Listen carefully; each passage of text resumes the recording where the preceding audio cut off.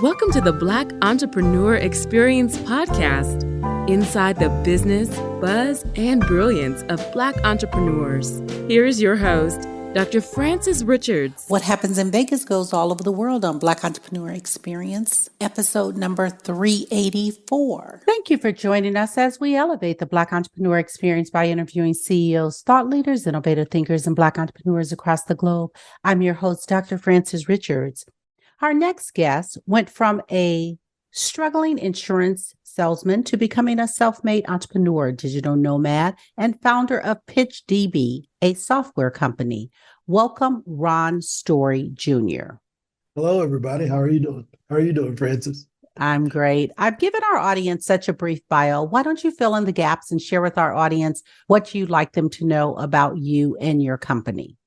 I would say my name again, but you've already done a great job of that. So I'm Ron, and I'm just a kid that grew up in East St. Louis, a city that's known for athletes and great musicians. We have a lot of Olympians from there, a lot of famous musicians such as Miles Davis, and there weren't a lot of real famous entrepreneurs. And so I found that to be my lane. So I wanted to be a great business person to kind of give the kids in East St. Louis inspiration that they could do something other than play music or entertainment or be in athletics. So yeah, that's me. That's kind of my perspective on life.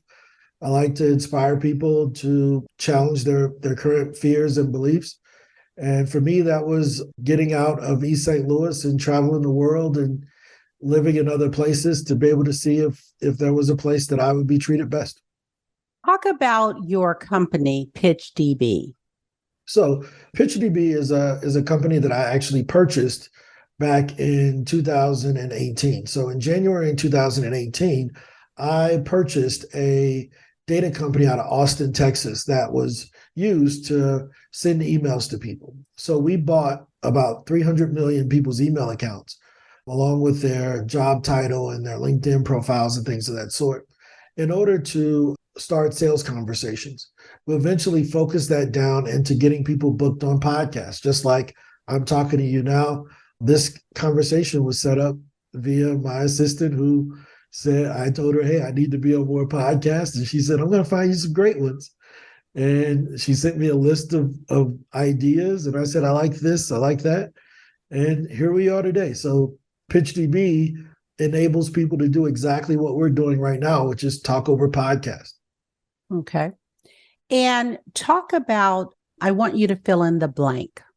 Thank you, pandemic, because it gave me an opportunity to kind of be a first mover on a new industry. Prior to the pandemic, there were only about 200,000 podcasts. As of right now, there's about 3.1 million podcasts. And the pandemic was the big tidal wave that pushed podcasting to the front of everybody's mind because everybody was at home with nothing to do. So a lot of them decided to start podcasts. And some people have continued with their podcast, but some people haven't. But that's okay. But it brought in a new mode of communication so that it helped my business tremendously. And I'm very grateful for the pandemic for that. What is something that we should know about your industry that we don't know about your industry as consumers? That podcasting is probably the most efficient way to market a business.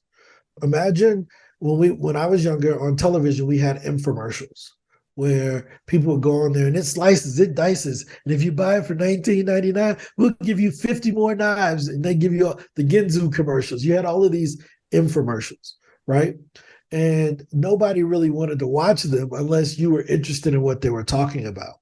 But podcasting is, if done properly, can be a great way to educate people in the audience, but also a great way to get people's attention for growing a business. So I think most business owners should probably either have their own podcast or at worst, be going on to other podcasts to share their story, to talk about how they can help the audience and actually help the audience, make them better. But at the same time, know that that's a great marketing channel for their business. Understanding business life cycles and how to avoid the major pitfalls as you grow. Talk about that. one of the biggest reasons why most businesses fail is because they don't have consistent sales, right? So if you can find a consistent way to have leads every day, you'll probably never run out of business. I've never heard of a business going out because they sold too much, right? So most businesses, they sell a little bit, they take a step back, they try to service those customers, they sell a little bit more, they take a step back, especially the new solopreneur who's a coach, thought leader, something of that sort. They don't have a consistent, every day we're going to get 35 leads come in, we're going to be on 6 sales meetings, we're going to close 2 deals. Most business owners that are under 10 employees don't have that type of system.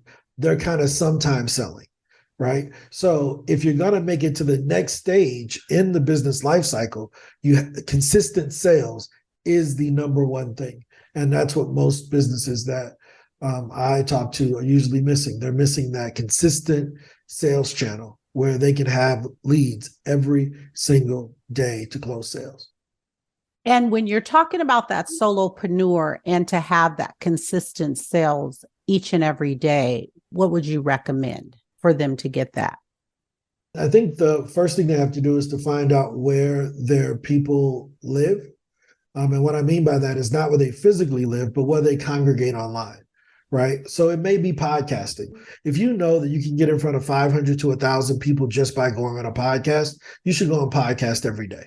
Right? If you know your people are in Facebook groups, you should be joining every Facebook group that has your target audience, right? If you know they're in LinkedIn, you should be posting on LinkedIn and driving traffic to those people because you can target who sees your post on LinkedIn and on Facebook. I prefer LinkedIn because it's more professional, right? So you can drive to get your post in front of people. So if you don't have that consistent channel, the first thing you have to do is to find out where your people are and go there. And then once you're there, don't be afraid to talk to people about what you're doing. Offer what you're doing for free first, right? I'm a firm believer that you go in and you say, hey, look, can I do a little bit for you for free, right? I won't do the whole thing, but I'll do a little bit for you so that you can earn my trust so that, you'll trust me that I can perform. And then if I'm doing a great job, will you pay me to keep doing it? And if they don't agree to pay me to keep doing it after I've done it for free, then I just don't do it at all. A lot of times what we do, we go in and we offer our services for free, but we forget to get the commitment from them that says, after I do it right for free, you're going to keep paying me to do more of it. So most people, they go in and say, I'll do it for you for free. And then they say, okay, you like it? They're like, yeah, I liked it. Well, you want more? All I needed was that one. Oh, crap. Now I'm upset. And I'm a bit passive aggressive because I didn't get the commitment up front, right? So I'm a firm believer in allowing people to try out my service with the agreement that if you like it, you will buy it. If we can't come to the agreement that if you try my service and you're going to buy it if you like it, then don't try it. I would rather you go and waste someone else's time because I'm not in the business of charity. I'm in the business of making sales, but I'm willing to put my first foot forward. Like I'm willing to make the sacrifice of my time because I believe in what I do well enough in order to prove to you that I'm good enough. But when you know I'm good enough, give me a pat on the back and give me the business. And why sales should always be the focus and how to use cold email as the main sales strategy. Yeah, so I think cold email is it's the most direct call, right? So let me give you an example. Regardless of whether it's email, talking to someone in the elevator, running an ad, you have to have an offer that people can respond to, right? So one great example is if we were on an elevator and I had 30 seconds, I'm like, oh man, that's Dr. Richards. I know she could use what we have. I know I can help her. And I got 30 seconds. You don't know me from Adam. How do I, in 2 sentences, tell you what I do? Right? So what I would say is something of this sort. Hey, I think you're Dr. Richards. And you say, yeah, I'm Dr. Richards. I'm Ron Story. I actually help coaches and consultants to get 30 meetings in 30 days guaranteed. Is this something worth talking about? I think I can help your business. And if she's like, no, I don't need 30 meetings in 30 days. Cool, no problem. I'm okay with that. But if she's like, 30, you can give me 30 sales meetings in the next 30 days. Well, okay, how? Now I have a conversation we can have, right? So if we just take that same two sentences, right? I reach out via email. Hey, Dr. Richards, that's the same thing I said in the elevator, right? Hey, how's it going? Right? Let you know who I am. Hey, I do this. Is this something worth a 10-minute conversation? That's basically the cold email framework, right? It's very simple. It's not a bunch of salesy marketing. Because if I was in an elevator, I would sound weird if I was like, hey, I do this and I do that and I do this. You're like, dude, I don't even know you. Why are you telling me all this weird stuff? And how do you even know my name? And, you're kind of being weird. Well, people do that in email. And we send 3 sentences. Hi, here's how I found your information. This is what I do. Do you want to talk about it? Nothing else, right? And we get probably about a 6% meeting request out of that. So if I reach out to 100 people, I'm going to get 6 meetings on average, right? But I'm going to get 80 to 90% of the people to read that email. Now, I've had my friends that have asked me about cold email. We've emailed Melanie Hobson, who's George Lucas's wife, that runs Ariel Investments. We've gotten interviews. If you go on YouTube, the most watched interview on YouTube of Robert Smith, the richest black man in America, is with one of my little brothers, my frat brother, Darius Gant at Columbia University. We cold emailed that appearance, right? So I know cold email works. And it's just the email form of an introduction if you were in the elevator. The major mistake business owners make with lead generation is what? Not doing it enough, right? So the first part of what I mean by, I have this saying with my clients, you have to do enough for long enough, right? So I took a pilot's class because I want to be a private pilot. And in the first lesson, what they tell you, they show you these lines on the runway. And they're like, look, you got to get up to speed before this line, because if you don't, we got to shut it down because you won't have enough speed in order to take off. So imagine if you have to get up to 90 miles per hour. And as soon as you hit 90 miles per hour, you back off. Well, the plane ain't going to go in the air. You got to go 90 miles per hour for long enough. It's not just good enough to hit 90 miles per hour once. You have to do enough for long enough in order for the plane to take off. Most people don't do enough lead generation for a long enough period of time in order to make the business take off. Why? Because they start doing it and it's not working. So they're like, wait a minute, I'm going, but this plane ain't getting in the air. And it's just bouncing. They're like, oh, no, I'm scared. I don't think we're going to make it. So they shut it down. And they say Facebook ads don't work. And then they go and they try cold email. And they get up to 89 and the plane's bouncing along. You ever seen one of those little small planes try to take off and they just bounce and they're doing all of this? And they try cold email and it's bouncing and it's not working. They shut it down, right? And then they try billboards and they try all these other things. They just didn't do it long enough. I'm a firm believer that all types of marketing and advertising will work if you do it long enough to first figure out how to do it, right? So you got to get good enough at it. And then once you're good enough at it, you have to build the infrastructure to support it. So right now, if I were to send emails for someone to get them sales meetings, I can send you 25 meetings a day. But if you don't have enough salespeople to take those 25 meetings, I've done you a disservice, right? So the doing enough for long enough means do enough to learn to get good, but do it long enough so that you can build the infrastructure underneath. And then as you keep doing it, you'll master that one channel and nobody will be able to stop you, right? So last year we sent 6,700 sales meetings, right? But I had to talk to 115,000 strangers in order to get 6,700 sales meetings. We emailed 115,000 people, right? But that's doing enough for long enough. I've been doing this for 14 years. Right. So I was really bad at it at first. It was terrible. So that's the main thing that I'm saying is you can overcome a lot of the sales channel issues just by sticking with it and doing enough. You can't send 5 emails. You can't cold call 5 people. My background is as a financial advisor. So every day we had to pick up the phone and call 200 strangers. I started this in 2000, May of 2000. The internet there was no Facebook, there was no social media marketing. MySpace was barely picking up at that time. There was no social media marketing where we could run ads like that. So you had to cold call people or send out flyers and do all of that stuff. So coming from that world, now that I get to send someone an email and I have them hang up on me 195 times a day, just slamming their phone, no, we don't want to talk to you.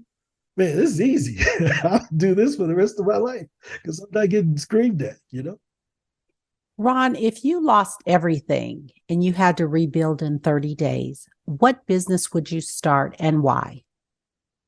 Well, if I had to rebuild everything that I have today in 30 days, I would have money within probably 30 hours, right? So if you took everything away from me right now, within a day, I would have a paycheck coming in. And the reason why I know that is because the first thing I would do is I would just sell my sales services. Everybody needs sales. So I would just open up a phone book or borrow someone's phone and say, hey man, can I borrow your phone for an hour? I would go into Google and I would search for any type of services business that sells high ticket stuff, not a car dealership or things like that, but a high ticket services business, a consultant, an accountant firm, something of that sort that I know they're going to get a long-term contract and it's going to be worth a lot. And all I would do is I would say, look, let me work for you for one day. I'll set you sales appointments. And can you pay me $200 for every sales appointment that I set for you? I would have 5 people that would pay me to do that tomorrow, right? So that's where I would start because I would just sell my sales skills. So I think the ability to sell is probably the most underrated skill that an entrepreneur can have. The dream of most entrepreneurs is, well, I don't need to know how to sell. I can hire someone else to do it. Well, you'll never hire the best salespeople because the best salespeople aren't going to work for somebody that can't sell better than them because we work on a respect matrix. So how you going to have me out here slaving for you and you can't even sell your own stuff? So we'd be like, no, dude, I ain't selling for him. Why would I do that? You know, you don't even practice what you preach. You can't even hop in the trenches to show me that you believe in your product, but you want me to believe in it. So I'm a firm believer that the CEO has to be the best salesperson.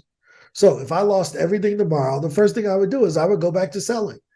I would just, hey, yo, and what you can't take away from me is my knowledge of sales. You can take the shirt, you can take the watch, the microphone, everything. You can't take away what's in my brain. And all I need to do is talk to a company for 5 minutes for them to know, oh, wait a minute, this dude is doing something totally different than what I've ever thought about. And I would just talk to enough of them until I had. So I don't need 30 days. You ain't got to give me 30 days. I'll make some money within 30 hours. Can you tell us why buying a business is the ultimate growth hack? Yeah, buying a business is like cheating, right? Because everything is already there, right? And let me give you an example. Imagine if there was an apartment building that had 100 apartments inside, and they had a 3-year waiting list of people wanting to live in this apartment complex, right? And you went to the bank and you said, hey, there's an apartment building that has 100 units. It has a 3-year waiting list. And across the street is a vacant piece of land. I'm going to build the same exact apartment building as the one that has the 3-year waiting list so that we can take up the slack off of that 3-year waiting list and people can live over here. And we built a competing business. And the bank will say, well, who's going to do the concrete? Oh, I'm going to do it. Well, who's going to do the electricity? Me, I'm going to do it. And who's going to do the roofing? Yeah, me. Do that too. Have you ever done any of these things? No, but I worked at an apartment complex before. And the bank's going to say, get out of here. We ain't giving you the money. That's what happens when someone tries to start a business from scratch. Who's going to do the accounting? I'm going to do it. Well, have you ever done accounting? No. Who's going to do the marketing? I'm going to do it. You ever done marketing? No. Just like they've never poured concrete, put up electricity, laid drywall, and done roofing, but they expect for the bank to loan them the money, right? That's part A of the story. Let's go to part B. 5 days later, you're driving down the street, the same street, dreaming about that apartment building, looking at that lot, and you see a lady outside crying. And you're like, oh man, why is she crying? Let me see if she needs some help. You go over and you talk to her. And she says, my husband just died. He owned this building. We've owned this building for the last 30 years. My family is actually in Europe. I want to go be with my kids. I don't want to have to manage this property. We need to put it on sale. And I'm like, what? And she's like, yeah, we're going to sell it. Okay, give me your card. If you are serious about selling it, I want to buy it. Now I go back to the same exact bank that just told me they would not give me the money to build the same exact business. I mean, the same exact apartment building. I go to the bank and I say, hey, John, you remember that building I told you about that had the 3-year waiting list and the 100 apartment buildings? I mean, the 100 units? He was like, yeah, Ron, we ain't giving you that money, bro. I don't care how, you can come with a bunch of contractors. You've already showed me you were inexperienced. It's too big of a risk for us to give you that money right now. No. I don't want to build one. That one is for sale. The guy that owned it died. His wife wants to sell it. You got the financials? That's exactly what John's going to say. You got the financials? Bring the financials in and we'll evaluate that. Why? Because it already has the walls. It already has the electricity. It already has the roof. It already has customers. They're willing to take the risk on the past experience of an existing business more than your future potential to build a new business. That's why buying a business is the ultimate hack, because you don't have to figure out all the nuts and bolts to make it work. It's already working. It already has tenants in it. It already has the landlord that's in there, the leasing agent. She's already in there. I ain't got to go figure none of that out. They already have the systems. I just got to own it. That's my analogy for buying a business. It has the same setup as buying real estate. Real estate is just a housing business. Real estate, they have what type of loan? Starts with 3 letters, FHA. Businesses, they have what type of loan? Starts with 3 letters, SBA. You want to buy a piece of real estate, a commercial property, you need to put down 20%. You want to get an SBA loan, you need to put down 20%. It's the same exact transaction. You want some owner financing on your real estate transaction? They got owner financing on buying a business too. So what most people don't know is that it actually costs you more to build a successful business from scratch than what it does to buy a successful business. I can do the math and show you. It will cost you more not to start a business, but to build a successful business from scratch than what it would cost you to buy a business that's already profitable. I'll show you the quick math. If I wanted to buy a business to replace $200,000 worth of income, how much do you think I would have to pay for it? Just play with me for a little bit. What do you think I would have to pay for that business? About 40,000. But it's going to replace 200,000 of my income. So it's going to make 200,000 of profits. How much do you think that business would be on the marketplace for? Oh, probably about $1 million. Yeah, somewhere between 800,000 to $1 million, 4 to 5 times profits. So all I have to do if I want to replace $200,000 of income is probably come up with 20% of that, because the SBA will cover it. Or if I'm really good at the financing part, I can get some owner financing in there, right? And buy it over time and come up with less. But let's just say worst case scenario, I want to buy the whole thing. So I'm going to buy this business for $800,000, right? I need 20% of that, which is $160,000. But as soon as I buy it, how much profit do I have coming in? $200,000. And some of that has to go to pay off the debt. But afterwards, I'm probably still going to have $100,000 to $120,000 of net income year one from buying that business. Now, let's go to starting the same business. I want to make 200 grand. Well, the first thing I got to do, I got to quit my job because I got to be all in. And then I got to use my savings to hire the staff I need so that I'm not just this hot dog stand trying to do everything, right? So now I'm already, if I lose my income, so I've lost the $10,000 a month I was making. Where over here, when I bought the business, I still got my job and I own the business. So now I quit my job, so I lost income on that side. That's costing me 10 grand a month, which is 120,000 a year that's gone. I got to use my savings to pay staff. So that's costing me. And then I got to use my savings to live off of. That's costing me. And then I got to pay for sales and marketing. That's costing me. In that first year, I've blown 200 grand and I may not have made 200 grand in revenue. not to mention 200 grand in profit. So 93% of baby boomers will not pass their business along to their kids.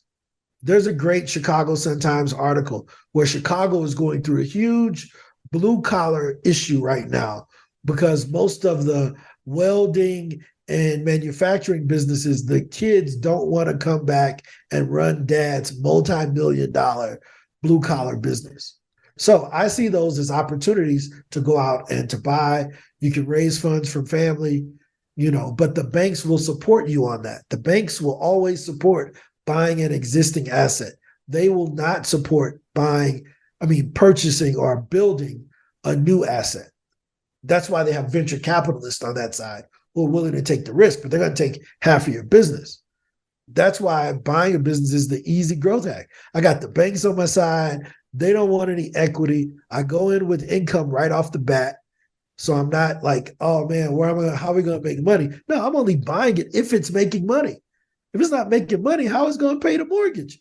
It's going to have to pay the mortgage on that loan I got from the SBA. So I need it to be making some profit. So we're only going to buy it if it's making profit. Why? Because the value of the business is based on a multiple of the profits. Does that make sense? So hopefully that wasn't too complicated, but I wanted to use the real estate example because I think people get that. If you go buy an existing building, the bank will give you the money for it. If you tell them you want to develop some empty land, they're going to laugh you out of that bank. So just substitute building for business. Substitute the empty land as a startup. It's the same concept. SBA, FHA, same process, same. It's all the same. I promise you, it's the same. So, Ron, you talked about raising capital. How did you raise capital to start your business? I didn't. That's why I'm so adamant about people buying a business. I know what it's like to burn up your bread, quitting your job. I used to run 300 offices for Farmers Insurance, right? And I left that to start my own business. And I was like, dude, this was stupid because I could have paid someone out of my farmer's salary to do the work in the other business. So let's say I still wanted to start. I should have kept my job because my job is my first investor. They're my first venture capitalist. As long as I keep going to work, making $100 an hour, anything that costs me less than $100 an hour, I should do. I should be paying someone else $15, $20 an hour to do those jobs. I didn't have a mentor to tell me that at the time. I was just out here figuring it out on my own. I'm the first entrepreneur in my family. I'm out here bumping my head, and I got all these bruises and receding hairline because me bumping my head against the wall for the last 15, 20 years. So I self-funded all of my businesses. So when I first started, I was just wasting my own cash. And I'm like, dude, there has to be a better way. And in 2012, I got introduced into the software world in St. Louis. And I was working with different venture capital firms in St. Louis, helping their companies that they own to build sales systems so that they could sell. And I'm like, wait a minute, I'm selling these consulting contracts. Yeah, I'm making 40, 50 grand per contract. They're paying me $5,000 a month on a 1 year. I got 6 or 7 of them running at the same time. But when they sell the company, I don't get none of that. All I got was the little consulting money for building out their sales system. I should do this for myself. So I took the money that I had saved and I said, look, I'm going to start looking to buy businesses. I'm going to just buy a software company because I can't code. I don't know how to program anything. So I was out and I was inadvertently looking for something. And I found a company that was for sale. And I reached out to the guy and I said, dude, you serious about selling this? And he was like, yeah. And 7 days later, I sent him the money. He sent me over the code, shut down his side of the business, and PitchDB was born. So I'm a firm believer that the best investor in any business is the bank. Again, the best investor in any business is the bank. The reason why is because they don't take equity. Equity is ownership of the business. I think that anybody who's raising cash to buy a business, they probably should be buying an existing business, not raising money to start a software company. You should be going to a bank, borrowing money in order to buy the existing business. And when you think of banks, and when you think of a lot of emerging diverse businesses, them getting backing from the bank can be a little bit challenging. What is your suggestion? I think the question is, why is it challenging? Is it challenging because they're trying to borrow money from the bank to start something? I would guarantee you 9 times out of 10, that's what it is. It's not that they're going to the bank and getting rejected because they're trying to buy something. It's because they're trying to start. So if you're going to the bank to get money to start a business, you're already in the wrong place. That's not where you go to start. You don't go to the bank to get startup capital.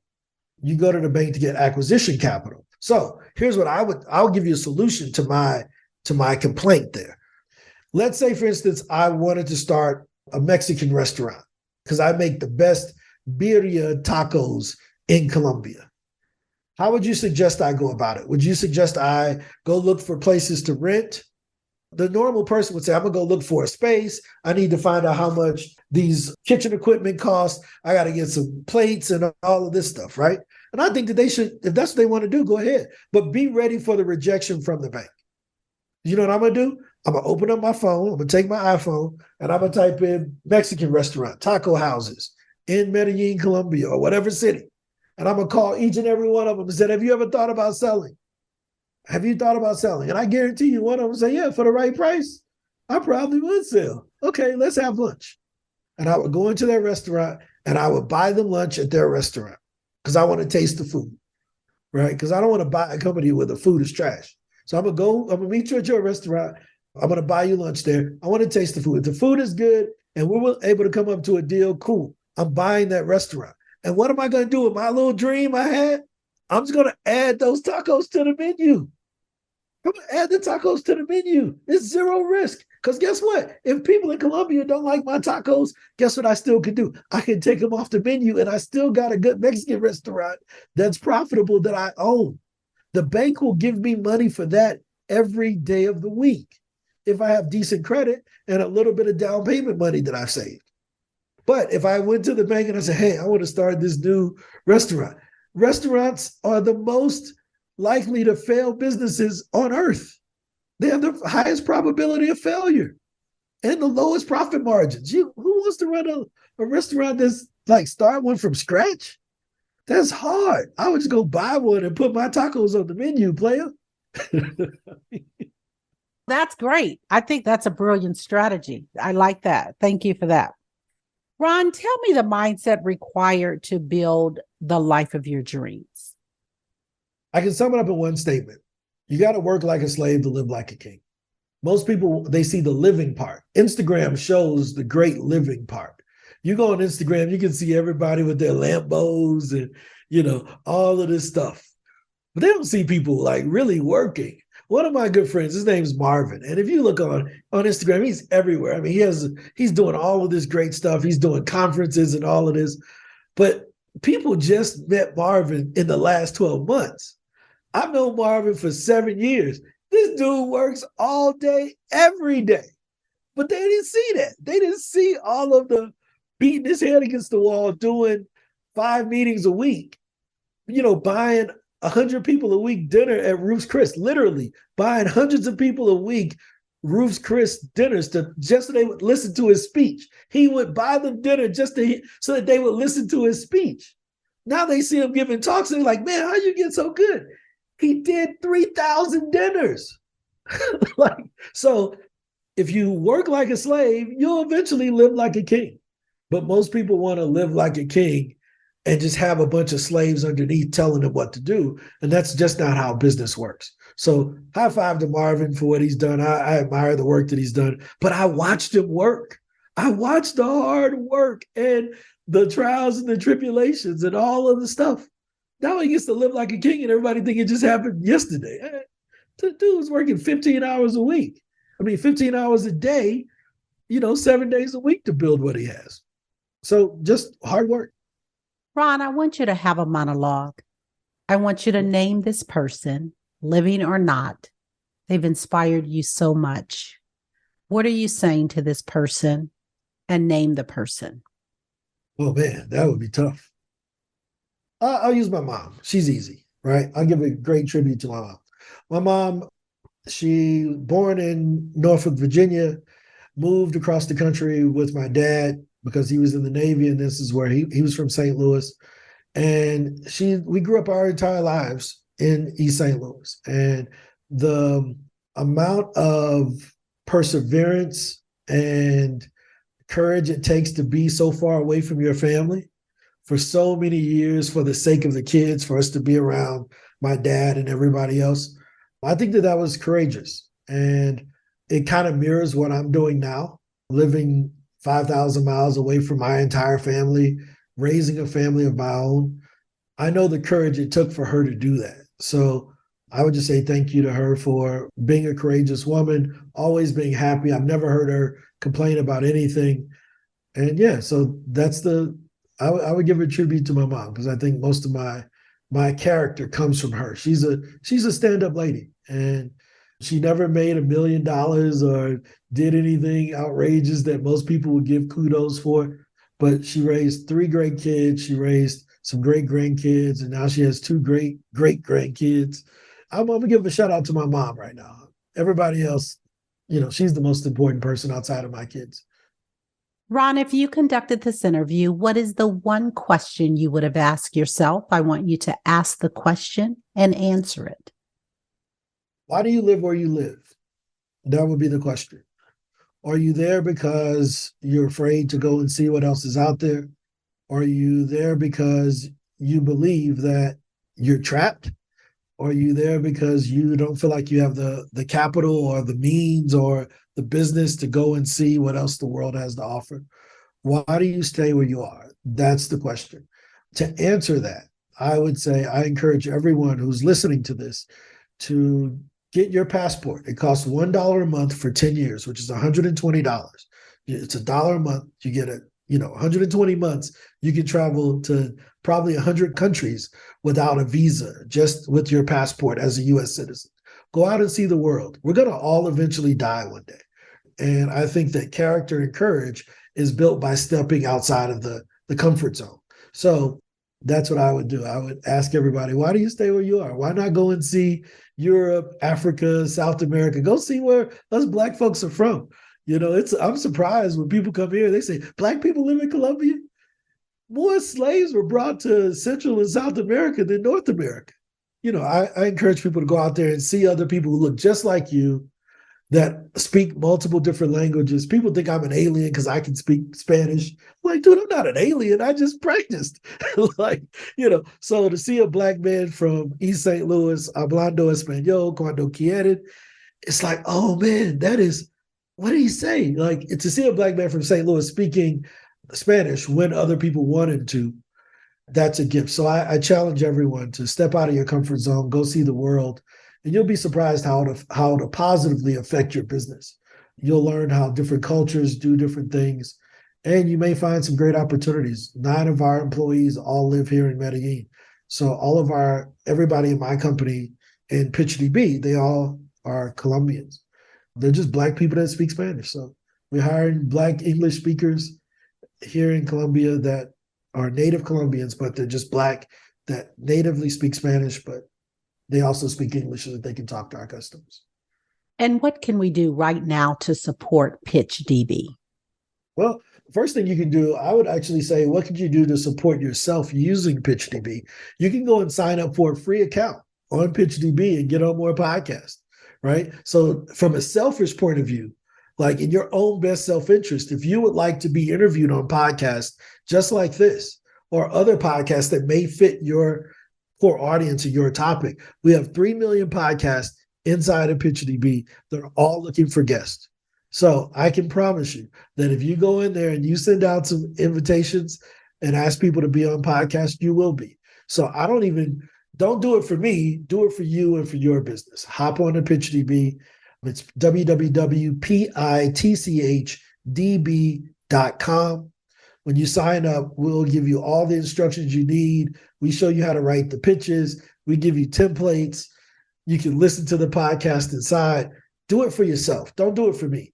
It's in your best interest to use PitchDB to share your message on more podcasts.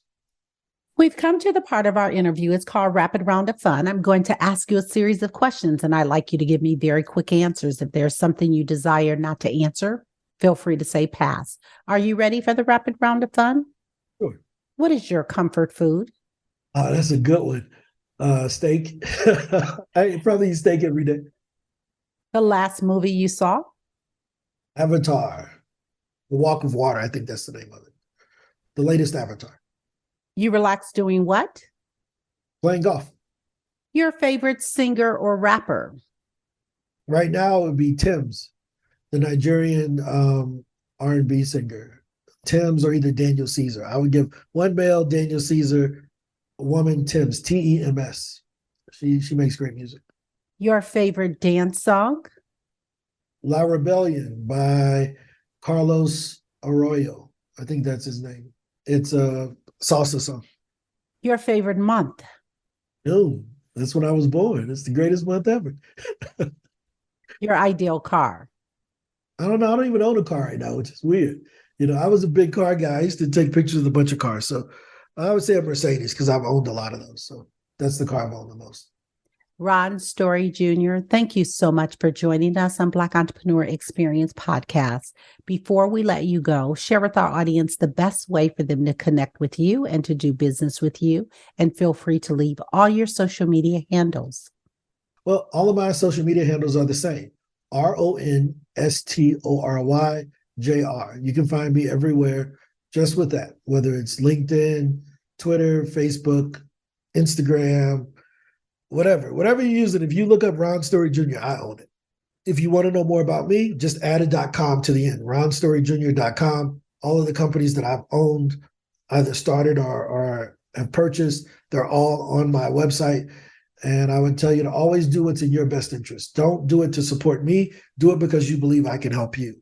So act in your best interest in using the services that we have, because we believe that that's what will best benefit you. If we can really help you, we will. If we can't, we'll tell you that we can.